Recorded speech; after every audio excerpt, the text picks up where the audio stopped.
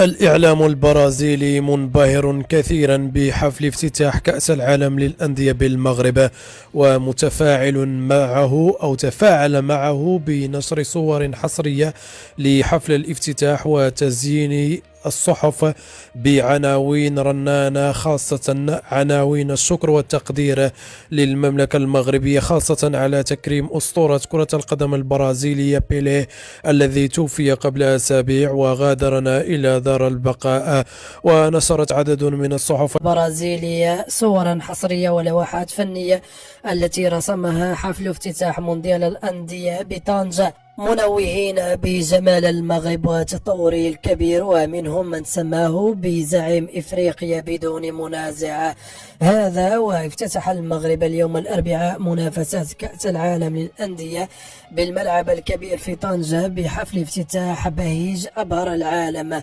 وبدأ حفل الموندياليتو بالتعريف بالرحالة المغربي ابن بطوطة الذي ينحدر من مدينة طنجة، كما تم إبراز رسالة تدعو كل الحاضرين إلى المغرب بالتعايش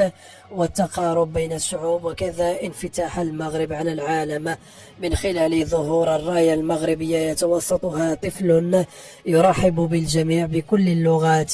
بعدها قام المغرب بإظهار تراثه الثقافي الفني بإبراز موروثه الفني من خلال الأهازيج أو الأهازيج التي تتميز بها كل جهة على حدة، حيث تم إظهار 12 موروثا فنيا من جميع جهات المملكة المغربية من شرقها إلى غربها وشمالها إلى جنوبها، عن طريق لوحات فنية تأسر الحاضرين مصحوبة بأغاني أمام حضور جماهيري غفير بمدرجات ملعب طنجة الكبيرة، مع استحضار كلمة ديروا النية معانا التي اشتهر بها النجم أو مدرب الأسود وليد الركراكي. نشكركم على حسن المتابعة.